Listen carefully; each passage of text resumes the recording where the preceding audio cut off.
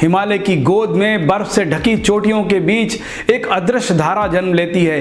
एक ऐसी धारा जो न केवल पहाड़ों को जीवन देती है बल्कि मैदानों को भी हरा भरा कर देती है। यह केवल पानी नहीं, यह भारत की आत्मा है, संस्कृति है और श्रद्धा का प्रतीक। यही है माँ अलकनंदा। यह कहानी एक नदी की जो स्वयं को मिटाकर औरों को जीवन देती है।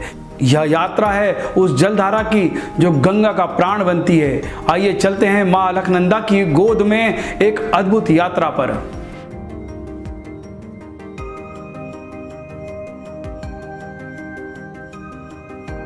अलकनंदा नदी का जन्म होता है उत्तराखंड की चमोली जिले में स्थित दो पवित्र हिमनदों संतोपद ग्लेशियर और भागीरथ खरक ग्लेशियर के संगम से। समुद्र तल से लगभग 3800 मीटर की ऊंचाई पर यह बर्फीली ग्लेशियर से चुपचाप भारत में एक महान नदी को जन्म देते हैं। यहाँ से निकलकर यह नदी माना गांव की ओर बहती है। यही माना जो भारत का आखिरी गांव कहलाता है। यहाँ पर अलकनंदा को पहली संगिनी मिलती है सरस्वती नदी, जो दाहिनी ओर से इसमें समावित होती है। यह नदी केवल भौगोलिक यात्रा नहीं करती बल्कि हर मोड़ पर भारतीय संस्कृति को छूती है, आस्था को सींचती है और लाखों लोगों के जीवन को दिशा देती है।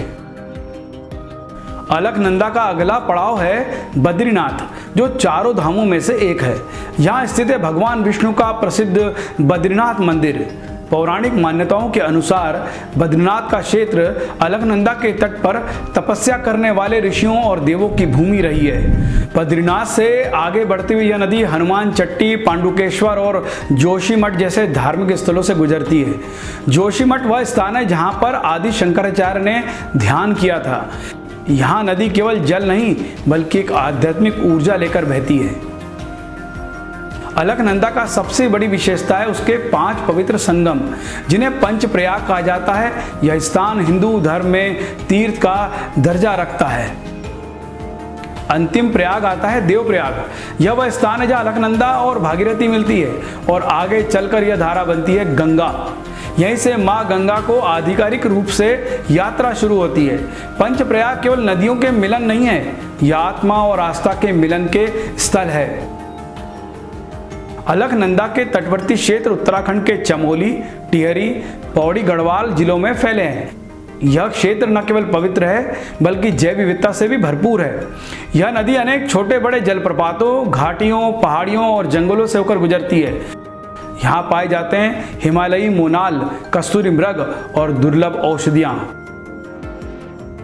अलकनंदा का हर किनारा लोक कथाओं से जुड़ा है।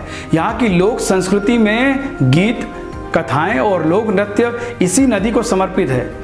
पर्वों में यहाँ लोग गंगा दशहरा, एकादशी और मकर संक्रांति पर नदी में डुबकी लगाने आते हैं। हर घाट, हर गांव की अपनी कथा है।